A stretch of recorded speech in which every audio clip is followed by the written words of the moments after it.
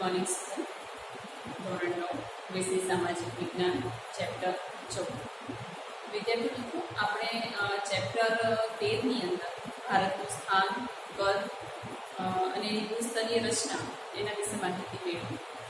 આજે એનો પાર્ટ 2 જોઈશું 14ના ચેપ્ટરની અંદર કે ભારતનું સ્થાન ભૂસ્તરીય રચના ભૂપૃષ્ઠ.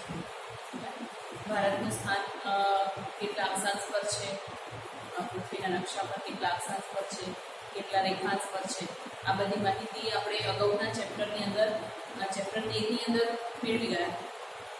હવે આજે આપણે એની જે ભૂસ્તરીય રચના છે આપણે જાણીએ છીએ કે ભારત એ જેમ સંસ્કૃતિની બાબતમાં વિભિન્નતા ધરાવે છે એવી રીતના એ ભૂસ્તરીય રચનામાં પણ ઘણી બધી વિવિધતા ધરાવે છે. ક્યાંક રણ પ્રદેશ છે, ક્યાંક ઉચ્ચ પ્રદેશ છે, ક્યાંક મેદાનો છે, ક્યાંક ખીણો છે, બરાબર, ક્યાંક ટાપુઓ છે. તો એ બધી જ પ્રકારની વિભિન્નતા આપણે ભારતની અંદર જોઈ શકીએ છીએ. તો એની વાત કરીએ તો સૌથી પહેલાં તો ભૂપૃષ્ઠ એટલે શું એ આપણા માટે સમજવું જરૂરી છે. તો પૃથ્વી પર આવેલા જે અનિયમિત ઉર્ધ્વ આકારો ધરાવતા જે ભૂમિગત માળખા છે, ભૂમિગત જે વિષમતા છે એને આપણે ભૂપૃષ્ઠ તરીકે ઓળખીએ. જેમ આપણે વાત કરીએ કે રણ પ્રદેશો, ઉચ્ચ પ્રદેશો, મેદાન પ્રદેશો, કિનારાના મેદાનો છે, મેદાન પછી જે પડમૃત મેદાનો છે, ખીણો છે, બરાબર. તો આ બધી જ એ અલગ અલગ પ્રકારની આખી વિભિન્નતા જોવા મળે છે. તો ભારતની અંદર એવા એ પ્રમાણે આપણે કેટલા પ્રકાર પાડી શકીએ એની વાત આપણે આજે કરીશું. તો અહીંયા ભૂપૃષ્ઠના આધારે ટોટલ 5 પ્રકાર ભારતની અંદર આપણે પાડી શકીએ, જેમાં આપણે જોઈશું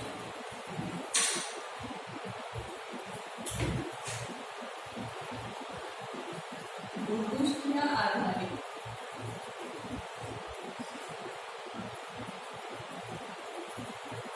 5 પ્રકાર આપણે પાડી શકીએ.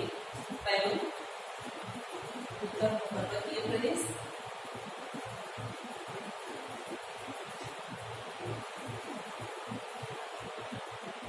બીજું ઉત્તરનો મેદાની પ્રદેશ,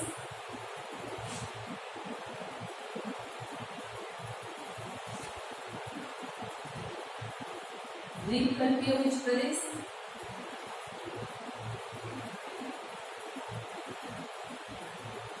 દ્વીપકલ્પ એટલે શું એ આપણે અગાઉના જે લેસનની અંદર આપણે વાત કરી ગયા છતાં પણ ફરી જોઈ લઈશું. તટીય મેદાની પ્રદેશો,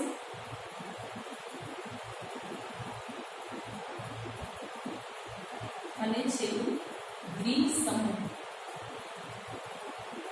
તો ભારતની ભૂપૃષ્ઠતાને આધારે આપણે ટોટલ એના 5 ભાગ પાડીશું, બરાબર.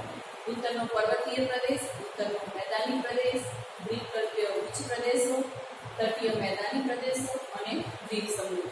આપણે જોઈએ છીએ કે ભારતમાં દક્ષિણ આખો જે વિસ્તાર છે, દક્ષિણ ભાગનો એ આખો દ્વીપકલ્પ છે એવું આપણે કહી શકીએ. કારણ કે એ ત્રણેય બાજુ પશ્ચિમે જોઈએ તો અરબ સાગર છે, પૂર્વમાં બંગાળની ખાડી છે અને નીચે દક્ષિણમાં જોઈએ તો હિન્દ મહાસાગર છે. આ ત્રણેય બાજુથી એ ઘેરાયેલો છે. તો દ્વીપકલ્પ ઉચ્ચ પ્રદેશો ત્યાં જોવા મળે છે, દ્વીપ સમૂહ જોવા મળે છે. જ્યારે ઉત્તરની બાજુ જોઈએ તો આખો પર્વતીય પ્રદેશ જોવા મળે છે. વચ્ચેનો જે પ્રદેશ છે, ભારતનો મધ્ય ભાગ કહેવાય, તો એ ઉચ્ચ પ્રદેશો છે. જ્યારે ઉત્તરનો પર્વતીય પ્રદેશ સિવાયનો જે ભાગ છે એ મેદાની ફળદ્રુપ પ્રદેશ છે, પંજાબની બાજુ, દિલ્હીનો. તો આમ અલગ અલગ 5 પ્રકારે આપણે એને વહેંચી શકીએ. હવે અહીંયા આગળ આપણે પહેલા તો ઉત્તરનો પર્વતીય પ્રદેશ છે એની વિશે જાણકારી મેળવીશું. તો ઉત્તરનો પર્વતીય પ્રદેશ એ ઘણો કહેવાય કે કુદરતી દ્રષ્ટિએ ખૂબ જ મહત્વનો છે. આપણને સૌને ખબર છે કે આખો ઉત્તર ભાગ છે એ ફળદ્રુપતાની દ્રષ્ટિએ પણ એટલો મહત્વનો છે. પર્વતીય જે પ્રદેશો છે એ પણ અતિ મહત્વના છે.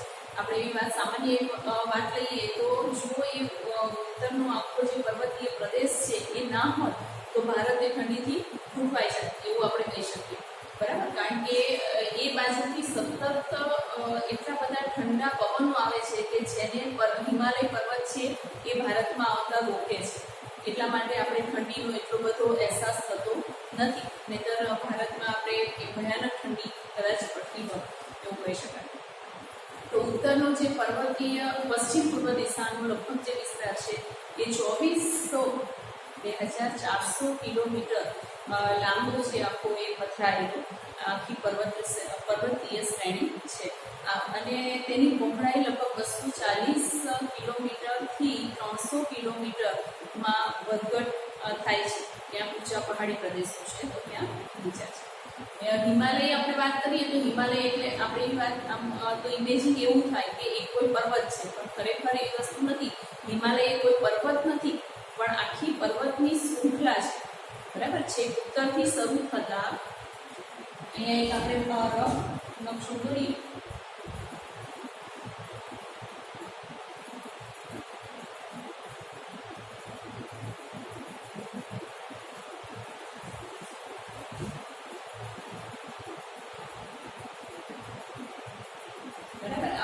નકશો દોરી તો આખું જે હિમાલયની પર્વતમાળા અહીંથી જે શરૂ થાય છે તો આખી જે પૂર્વ સુધીની આખી એ પર્વતીય માળા શૃંખલા જોવા મળે છે. બરાબર. આ જે આખું હિમાલયની શૃંખલા છે, પર્વતીય શૃંખલા જેને આપણે બોલીએ છીએ,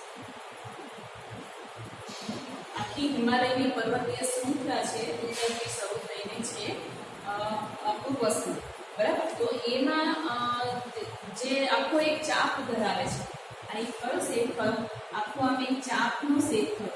તો આ જે ચાપ આકાર છે એ બધે જ એક સરખો નથી. બરાબર. એની જે ઊંડાઈનો કહેવાય, એની પહોળાઈ છે એ ક્યાંક 240 કે 300 કિલોમીટરની અરાઉન્ડ 320 કિલોમીટરની અંદર વધઘટ સતત એમાં થતી જોવા મળે છે. અને પશ્ચિમ બાજુ આખું આમ જોઈએ, પશ્ચિમ બાજુ એટલે કે ગુજરાત બાજુ, તો અહીંયા પૂર્વ અફઘાનિસ્તાન પૂર્વ તરફ આગળ વધતા ભારત, નેપાળ, ભૂતાન થઈને મ્યાનમાર સુધી છેક પહોંચે છે. બરાબર. તો એ આખી મ્યાનમાર અને ભૂતાન સુધી એની આખી શૃંખલા એ જોવા મળે છે.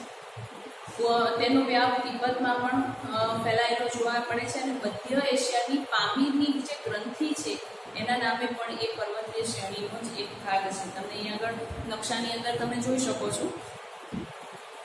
આ જે આખી એક પામીરની જે શ્રેણી કહેવાય છે, મધ્ય એશિયાનો ભાગ કહેવાય છે, તો એ પામીરની શ્રેણી તરીકે ઓળખાય છે. જો ભારતની બરાબર ઉપર જે હિમાલય પર્વતમાળાની ઉપર તમને દેખાય છે બ્રાઉન કલરની એક લાઈન છે, એ આખી પામીરની આખી એક શ્રેણી કહેવામાં એને આવે છે.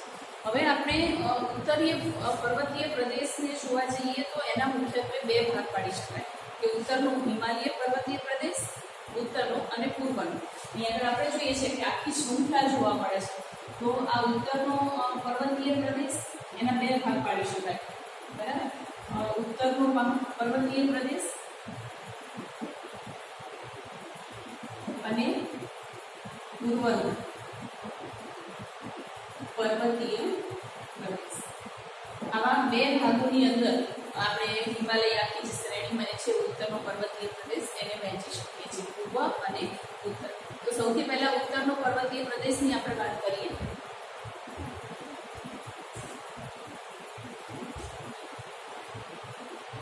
ઉત્તરના પર્વતીય પ્રદેશની અંદર જે હિમાલયની આખી ગિરિમાળા આવેલી છે એની વાત થશે. પર્વતીય પ્રદેશ, ઉત્તરનો પર્વતીય પ્રદેશ બે ભાગમાં કરીએ અને પૂર્વનો પર્વતીય પ્રદેશ. આમાં બે ભાગ પડે છે. એમાં આપણે ઉત્તરના પર્વતીય પ્રદેશ વિશેની પહેલા વાત કરીએ. તો આ જે આખી શ્રેણી છે એના મુખ્યત્વે ત્રણ ભાગ પાડી શકાય. જે ઉત્તરનો પર્વતીય પ્રદેશ છે એના આપણે મુખ્યત્વે ત્રણ ભાગ પાડી શકીએ.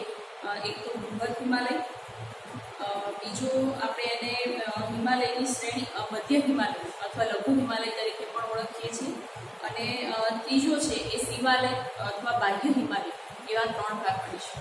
એ આપણે ધ્યાનમાં રાખવું જરૂરી છે કે જ્યારે તમે ઉત્તરીય પર્વતીય પ્રદેશને સમજાવો, આવો પ્રશ્ન જ્યારે પૂછાય તો એને આપણે આ રીતે ડિટેલમાં પહેલાં તો લખી શકીએ કે ઉત્તરીય પર્વતીય પ્રદેશ છે એના ત્રણ ભાગ પાડી શકાય. બૃહદ હિમાલય, બીજો ભાગ પાડી શકાય મધ્ય હિમાલય, મધ્ય અથવા લઘુ હિમાલય પણ એને આપણે કહી શકીએ, અને ત્રીજો છે શિવાલિક બાહ્ય હિમાલય. આવા 3 ભાગ આપણે પાડી શકીએ ઉત્તરનો જે આખો પર્વતીય પ્રદેશ. તો સૌથી પહેલા બૃહદ હિમાલયની વાત કરીએ તો ઉત્તરની બાજુની આખી જે હારમાળા છે, ઉપરનો જે ભાગ છે એને આપણે બૃહદ હિમાલય તરીકે ઓળખીએ. જે આખો આ ઉત્તરનો આખો જે આટલો ઉપરનો ભાગ દેખાય છે ને કાશ્મીર વાળો આખો, તો ટૂંકમાં એને બૃહદ હિમાલય તરીકે આપણે ઓળખી શકીએ. બૃહદ હિમાલયની અંદર, સમગ્ર હિમાલયની અંદર સૌથી ઊંચી જે ગિરિમાળા છે એ બૃહદ હિમાલયની અંદર આવેલી છે અને 40થી વધુ શિખરો ત્યાં આગળ આવેલા છે, જેમની ઊંચાઈ લગભગ 7000 મીટર કરતાં વધારે છે.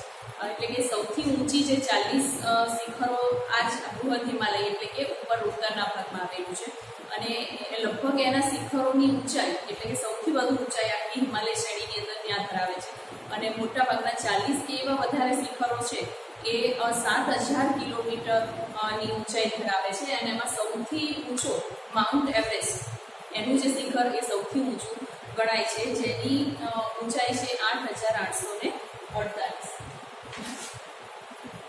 માઉન્ટ એવરેસ્ટ જેની ઊંચાઈ છે 8848 કિલોમીટર, એ સૌથી ઊંચું શિખર ગણવામાં આવે છે અને નેપાળ અને ચીનની સરહદે આવેલું છે. બરાબર, નેપાળ અને ચીનની બંનેની સરહદ જ્યાં ભેગી થાય છે ત્યાં માઉન્ટ એવરેસ્ટ આવેલું છે અને તિબ્બતમાં એને સાગરમથા તરીકે ઓળખાય છે. આ ખાસ આપણે અંડરલાઈન કરીશું, ત્યાં ખાલી જગ્યામાં અથવા 1 માર્ક્સના પ્રશ્નની અંદર આ પ્રશ્ન પૂછાઈ શકે છે કે તિબ્બતમાં એને સાગરમથા કહે છે. પહેલા આપણે બૃહદ હિમાલયની વાત કરી લઈએ, પછી આ બંને જે ભાગ પડે છે એની વાત કરીશું. તિબ્બતમાં એને સાગરમથા કહે છે. હિમાલયની આ જે શ્રેણી છે એને અથવા માઉન્ટ એવરેસ્ટ એને સાગરમથા તરીકે ઓળખવામાં આવે છે. અને આ ઉપરાંત અન્ય બીજા પણ પ્રખ્યાત જે નામાંકિત શિખરો છે એની અંદર માઉન્ટ ગોડ ઓસ્ટિન, જેને આપણે K2 નો સમાવેશ K2 તરીકે આપણે ઓળખીએ છીએ. એ K2ની માઉન્ટ એવરેસ્ટ અને K2ની ઊંચાઈ છે 8611, બરાબર. એ પછી કાંચનજંગા આવશે. આ બધાની ઊંચાઈ છે આ ક્યાંક તમને કહેવાય કે એક્ઝામની અંદર તો ઠીક છે, પણ જનરલ નોલેજ માટે અથવા ક્યાંક તમારે એક્ઝામ આપવાની થાય ઇન ફ્યુચર, તો એના માટે પણ આ બધી જે ઊંચાઈઓ છે યાદ રાખવી જરૂરી છે. માઉન્ટ એવરેસ્ટની ઊંચાઈ 8848 કિલોમીટર, K2 એટલે K2ની ઊંચાઈ છે એટલે કોર્બિન ઓસ્ટિન કે જેની ઊંચાઈ છે 8611 મીટર, કાંચનજંગાની ઊંચાઈ છે 8598 મીટર, મકાલુની ઊંચાઈ છે 8481 મીટર, ધવલગીરી. આ બધા શિખરો છે જે બાહ્ય પર્વતીય હિમાલય શ્રેણીની અંદર આવેલા છે. બાહ્ય પર્વતીય પ્રદેશની અંદર 8198 મીટર, બહુ ડિફરન્સ નથી, એની ઊંચાઈ પણ આપણે જોઈ શકીએ છીએ. અન્નપૂર્ણા જેને 8070 મીટર, બરાબર. આ બધી ઊંચાઈઓ આપણે યાદ રાખી લઈએ, ત્યાં ખાલી જગ્યામાં પૂછાય છે. તો બૃહદ હારમાળા અને આની અંદર એક માનસરોવર, આ જે બૃહદ હિમાલય છે એની અંદર માનસરોવર નામનું એક પ્રખ્યાત યાત્રાધામ પણ આવેલું છે, બરાબર. આપણે ઘણી વખત આ નામથી આપણે પરિચિત છીએ કે લોકો યાત્રાધામ માટે જાય છે. બૃહદ હારમાળાની દક્ષિણે આવેલી બીજી હારમાળા. હવે આ આપણે બાહ્ય બૃહદ હિમાલયની વાત કરી, હવે લઘુ હિમાલય અથવા મધ્ય હિમાલયની વાત કરીએ.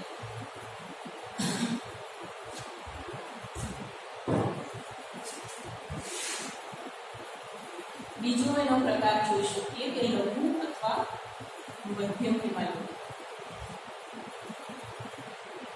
તો આપણે અહીંયા આગળ નકશામાં જોઈ શકીએ છીએ કે આ જે છે એને આપણે બાહ્ય હિમાલય તરીકે ઓળખ્યા. જ્યારે હવે ઉત્તરાખંડની આજુબાજુનો જે આ વિસ્તાર કહી શકાય, અહીંયાથી અહીંયા સુધીનો આ જે વિસ્તાર છે એને આપણે લઘુ હિમાલય અથવા મધ્ય હિમાલય તરીકે પણ ઓળખીએ છીએ.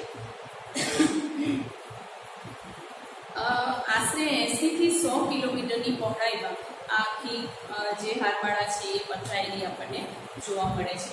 તો અહીંયા આગળ 80 થી 100 કિલોમીટર પથરાયેલી જોવા મળે છે. અને આ હારમાળામાં વીર પજાર, મહાભારત, નાગટીબા વગેરે ગિરિમાળાઓ આવેલી છે. એની નીચે અંડરલાઈન કરીશું આપણે. વીર પજાર, મહાભારત અને નાગટીબા, આવું ક્યાં પૂછાય કે વીર જાબર, મહાભારત, નાગટીબા એ ગિરિમાળાઓ પર્વતીય પ્રદેશમાં કયા વિભાગની અંદર આવેલી છે? તો મધ્ય હિમાલય કે લઘુ હિમાલય, આપણે એવો જવાબ લખી શકીએ.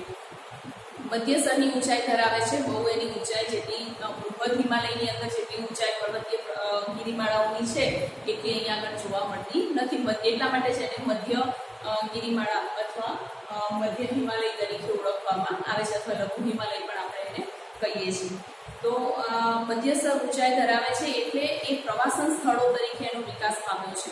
બરાબર, આપણે જે ઉત્તરાખંડથી આપણે ફરવા માટે જઈએ અમુક જે હિલ સ્ટેશનો તરીકે ઓળખીએ છીએ, તો એવા જે પ્રવાસન સ્થળો છે અહીંયા વિકાસ પામ્યા છે, જેની અંદર આપણે ડેલહૌસી, ધર્મશાલા, શિમલા, મસૂરી, રાનીખેત, અલ્મોડા, નૈનીતાલ, દાર્જિલિંગ વગેરે એની અંદર મુખ્ય ગણાય છે. આપણે પ્રવાસન સ્થળ તરીકે હિલ સ્ટેશન માટે તેનો ઉપયોગ કરીએ છીએ, કારણ કે તેની ઊંચાઈ એટલી બધી નથી. અને ગંગોત્રી, યમનોત્રી, કેદારનાથ, બદ્રીનાથ, હેમકુંડ આ બધા યાત્રાધામો તરીકે પણ એની જે ગિરિમાળાઓ, શિખરો છે એ યાત્રાધામ તરીકે પણ વિકાસ પામેલા આપણે જોવા મળે છે. આ ઉપરાંત કુલ્લુ, કાંગડા, કાશ્મીર આ વિભાગના અત્યંત રમણીય પ્રાકૃતિક ખીણ પ્રદેશો છે કે જ્યાં એટલે ટૂંકમાં એવું કહી શકાય કે લઘુ મધ્યમ હિમાલય છે એ લગભગ પ્રવાસન સ્થળ તરીકે વધારે વિકાસ પામેલો છે. હવે આપણે આગળ જોઈએ ત્રીજો એનો વિભાગ, જેને શિવાલિક હિમાલય કહેવામાં આવે છે. શિવાલિક અથવા એને બાહ્ય હિમાલય, જે આખું પૂર્વની અંદર એનો સમાવેશ થઈ શકે છે, એટલે કે પૂર્વ બાજુ એ વધારે વિસ્તરેલો છે એવું કહી શકાય. તો આની આ જે શિવાલિક અથવા બાહ્ય હિમાલય જેને કહીએ છીએ એ ખૂબ જ મધ્યમ ઊંચાઈ ધરાવતા શિખરો છે. ત્યાં એટલે કે એને હિલ્સ, આપણે જે હિલ કહીએ હિલ્સ, ટેકરીઓ એવું કહી શકાય, કારણ કે એની ઊંચાઈ છે એ બિલકુલ મધ્યમ હોય છે. અને પૂર્વ હિમાલયમાં આવી ટેકરીઓ નાના નાના સ્વરૂપે, નાની હારમાળા સ્વરૂપે આપણે જોઈ શકીએ છીએ, જેની અંદર પતકાઈ અરુણાચલ પ્રદેશ, નાગા ટેકરીઓ નાગાલેન્ડમાં, લુસાઈ ટેકરીઓ મિઝોરમમાં આવેલી છે. આ 3 ટેકરીઓ કહી શકાય. આ ઉપરાંત ગારો, ખાસી અને જૈંતિયાની ટેકરીઓ છે મેઘાલયમાં આવેલી છે. એની નીચે અંડરલાઈન કરશું. ગારો, ખાસી અને જૈંતિયાની ટેકરીઓ ખાલી જગ્યામાં આવેલી છે. આવી ખાલી જગ્યા પૂછાઈ શકે છે, તો એ મેઘાલયમાં આવેલી છે. અને આ જે ટેકરીઓ છે ત્યાં આગળ વરસાદનું પ્રમાણ ખૂબ જ છે. આપણને ખબર છે કે પૂર્વ ભારત બાજુ જતાં વરસાદનું પ્રમાણ વધતું જાય છે. તો આ જે વિસ્તારની ટેકરીઓ આવેલી છે ત્યાં આગળ વરસાદનું ખૂબ જ પ્રમાણ છે, અને એ વરસાદનું વધુ પ્રમાણના કારણે ત્યાં આગળ જંગલોનો વિકાસ વધારે જોવા મળે છે, અને એકદમ ગીચ પ્રકારના જંગલો અહીંયા આગળ જોવા મળે છે. અને આ જંગલ પ્રદેશોનો વિકાસ થયો હોવાથી આ જે ટેકરીઓ છે ત્યાં આગળ એ પ્રવાસન સ્થળો તરીકે વિકાસ પામી નથી, કારણ કે ત્યાં આગળ સડક માર્ગો બિલકુલ નહિવત છે એવું આપણે કહી શકાય. કારણ કે જંગલો જ એટલા બધા ગીચ અને બારેમાસ લીલા રહેતા જંગલોના કારણે ત્યાં સડક માર્ગ વિકાસ પામી શક્યો નથી. અને રેલવેનું પણ રેલ માર્ગ પણ ત્યાં વિકાસ કરી શક્યો નથી. એટલે કે એ જે ટેકરીઓ છે એ જંગલોથી છવાયેલી રહે છે. પ્રવાસન સ્થળો માટે લોકો તેનો ઉપયોગ કરતા નથી. પ્રવાસન સ્થળો માટે તો જે આપણે મધ્ય અથવા લઘુ હિમાલયની વાત કરી, તો એ જ હિમાલયની ટેકરીઓનો ત્યાં આગળ આપણે ઉપયોગ કરીએ છીએ. બાકી આ શિવાલિકની ટેકરીઓ કે બાહ્ય હિમાલયનો એ માટે ઉપયોગ થતો નથી. એની ઊંચાઈ ઓછી છે છતાં પણ, કારણ કે ત્યાં આગળ જંગલનું પ્રમાણ આપણને વધારે જોવા મળે છે. હવે આ તો આપણે વાત કરી ઉત્તરનો આખો હિમાલય પ્રદેશ, જેના 3 ભાગ આપણે જોયા. પહેલો બૃહદ હિમાલય, બીજો લઘુ અથવા મધ્યમ હિમાલય, અને ત્રીજો એ શિવાલિક અથવા બાહ્ય હિમાલય. આ 3 ઓપ્શન આપણે એની અંદર જોયા. હવે ઉત્તર ભારતનો જે વિશાળ મેદાની ખીણ પ્રદેશ છે એની આપણે અહીં આગળ વાત કરીશું. ઉત્તર ભારતનો મેદાની પ્રદેશ. આપણે સૌ જાણીએ છીએ કે ઉત્તર ભારતનો જે મેદાની પ્રદેશ છે એ ખૂબ જ ફળદ્રુપ મેદાની પ્રદેશ કહેવાય છે. દિલ્હી છે કે પંજાબ છે એ બધો આખો એ બહુ ફળદ્રુપ, ખેતીની દ્રષ્ટિએ જોઈએ તો એક ફળદ્રુપ મેદાની પ્રદેશ છે ઉત્તરનો મેદાની પ્રદેશ. તો ઉત્તરનો મેદાની પ્રદેશ છે એ પર્વતીય પ્રદેશ અને દક્ષિણનો ઉચ્ચ પ્રદેશ છે.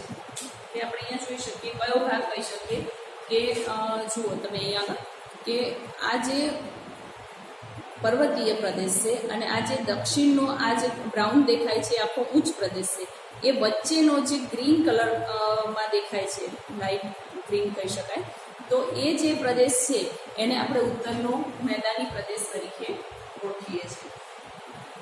તો આ જે મેદાનની રચના છે એ ત્યાં આગળ જે વહેતી નદીઓ છે, બરાબર, ઉત્તર ભારતની અંદર નદીઓનું પ્રમાણ વધારે જોવા મળે છે, કારણ કે એ જે પેલું પહાડી પ્રદેશમાંથી નીકળે ત્યાંનો બરફ પીગળે અને એ નદીઓ લગભગ 12 માસ પાણીથી ભરાયેલી નદીઓ હોય છે અને એમાં પાણીનો સોર્સ પણ વધારે જોવા મળે છે. તો ત્યાંની જે સતલજ, ગંગા, બ્રહ્મપુત્રા જેવી જે નદીઓ છે એ પોતાની સાથે જે કાપ ઘસડી લાવે છે. આપણે અગાઉના ચેપ્ટરમાં પણ ભણી ગયા કે ફળદ્રુપ મેદાનો કઈ રીતે બને. તો નદીઓ છે એ પોતાની સાથે જે રેતી, માટી, કાંકરા, પથ્થર, વનસ્પતિના અવશેષો કે મૃત જીવજંતુના જે અવશેષો છે, આ બધો જે કાંપ એ પોતાની સાથે ઘસડી લાવે છે અને એક આખા થર બનાવે છે. એના કારણે જે મેદાનની રચના થાય છે એ ફળદ્રુપ મેદાનો અથવા કાપના મેદાનો તરીકે આપણે ઓળખીએ છીએ. આપણે સ્ટાન્ડર્ડ 8ની અંદર આની ડિટેલમાં આપણે અભ્યાસ કરી ગયા છીએ. તો આ મેદાનો લગભગ એની જાડાઈ 50 મીટરની જાડાઈ હોય છે. એ જે થાર એ જે થર છે, કાપનો થર છે, એકબીજાની ઉપર સ્તર કરતો જાય છે અને આખી એક જાડાઈ બનાવે છે. એ જાડાઈ કેટલી હોય છે? 50 મીટરની જાડાઈ એની હોય છે.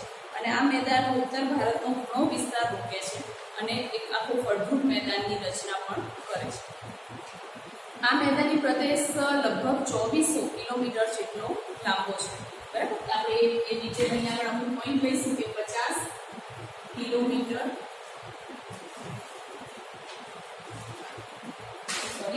50 મીટર ની જાડાઈ ધરાવે છે. એ કાપનો જે પ્રદેશ છે 50 મીટરની જાડાઈ ધરાવે છે અને 2400 કિલોમીટર સુધી આ જે ફળદ્રુપ મેદાન છે, ફળદ્રુપ કાપનું મેદાન એ પથરાયેલું છે.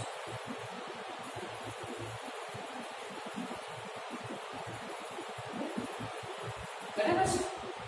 એ વસ્તુ યાદ રાખીશું. અને દુનિયાના સૌથી મોટા ફળદ્રુપ મેદાન તરીકે આ મેદાનનું નામ મૂકે છે, બરાબર. કે દુનિયાનું સૌથી મોટું ફળદ્રુપ મેદાન તરીકે આ મેદાન જે છે એને આપણે ઓળખીએ છીએ. પૂર્વ કરતાં પશ્ચિમ ભાગ એનો વધારે સાંકડો છે, પૂર્વ બાજુ એ વધારે પહોળું જોવા મળે છે અને આ મેદાન લગભગ સપાટ છે અને તેના કોઈ પણ ભાગની ઊંચાઈ સમુદ્રની સપાટી 180 મીટર કરતાં વધુ નથી. દિલ્હી પાસે આ મેદાન કેવું બને છે? સાંકડું બને છે. કેમ? કારણ કે દિલ્હી થી પશ્ચિમ બાજુએ સતલુજ અને પૂર્વ બાજુએ ગંગાનું મેદાન આવેલું છે. આથી દિલ્હી ગંગાના મેદાનનું પ્રવેશદ્વાર કહેવામાં આવે છે. દિલ્હીને એવું કહેવામાં આવે છે કે ગંગા ત્યાંથી શરૂઆત થાય છે ગંગાની, એટલે એને દિલ્હીને ગંગાનું પ્રવેશદ્વાર તરીકે ઓળખવામાં આવે છે. અને આ મેદાન છે ભારતનું સૌથી સમૃદ્ધ મેદાની પ્રદેશ ગણવામાં આવે છે. અને દિલ્હી, આગ્રા, કાનપુર, લખનઉ, અલ્હાબાદ, વારાણસી, પટના, કોલકાતા આ પ્રદેશમાં આવેલા મુખ્યત્વે શહેરો છે. સિંધુ અને તેની શાખા નદીઓ જે છે, સિંધુ નદી મુખ્ય છે પણ એની શાખા નદીઓમાં ઝેલમ, ચીનાબ, રાવી, બિયાસ અને સતલુજ, આ જે 5 નદીઓ છે એ 5 નદીઓ ભેગી થઈને એની સાથે કાપ ઘસડી લાવે છે અને એ ઘસડી લાવેલા કાપને લીધે એક ફળદ્રુપ મેદાનની રચના કરે છે. અને એ જે પ્રદેશ છે એને આપણે પંજાબ તરીકે ઓળખીએ છીએ. પંજાબ એટલે કે 5 નદીઓનો સમૂહ, બરાબર. એની નીચે આપણે અંડરલાઈન કરીશું કે પંજાબ એટલે શું? તો પંજાબ વત્તા જાબ, એટલે કે 5 નદીઓનો સમૂહ. કઈ કઈ 5 નદીઓ? સતલુજ, ઝેલમ, ચિનાબ, રાવી, સતલુજ અને બિયાસ.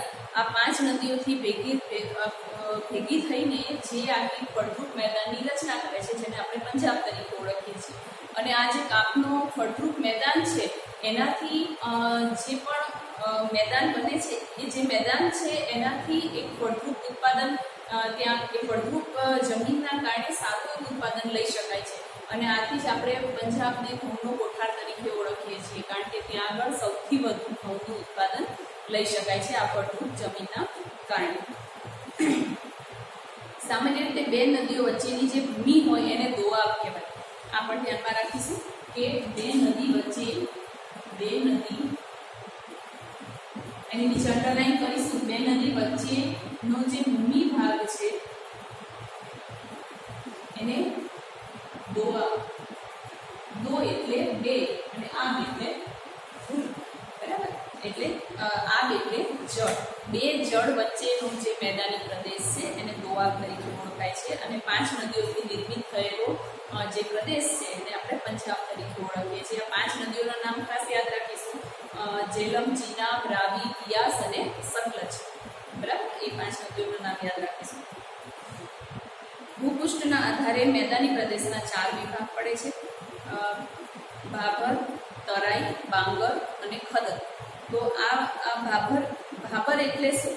તો સિંધુ નદી તિસ્તા નદી સુધી વિસ્તરેલ શિવાલિક તળેટીના કંકર પથ્થરોની એક પાતળી પટ્ટી નદીના પ્રવાહને સમાંતર ગોઠવાયેલી છે. આ પટ્ટી લગભગ 8 થી 16 કિલોમીટરની પહોળી છે અને આ પટ્ટીને ભાભર તરીકે ઓળખીએ છીએ. બરાબર? જે શિવાલિક ગિરિમાળા સુધી જે પથરાયેલી 8 થી 16 કિલોમીટર જાડી પટ્ટી છે એને આપણે ભાભર તરીકે ઓળખીએ છીએ. અને ભાભર પછી તરાઈનું ક્ષેત્ર આવે છે. એના પછી જે વધારે વિનાશવાળું અને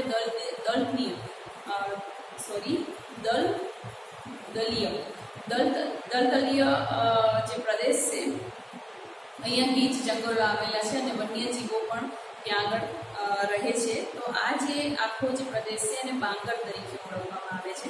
અને નિરંતર થતા જતા કાપનું નિક્ષેપને કારણે સોપાન આકાર એક આખો બની જાય છે, જેને ખદર કહેવામાં આવે છે. તો આ ત્રણેય ધ્યાન રાખીશું: ભાભર, બાંગર અને ખદર. આ ત્રણેયની વ્યાખ્યાઓ પણ તમને પૂછાઈ શકે. પણ ફરીથી નેક્સ્ટ ટાઈમ આપણે આ ત્રણેયની વ્યાખ્યા ડિટેલમાં જોઈશું.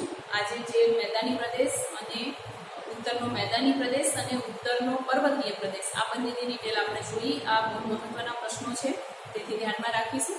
આ ખદર, બાંગર અને ભાભર આ ત્રણેયની ફરીથી આપણે ડિટેલ એની લઈ લઈશું, એ વ્યાખ્યાઓ જોઈ લઈશું.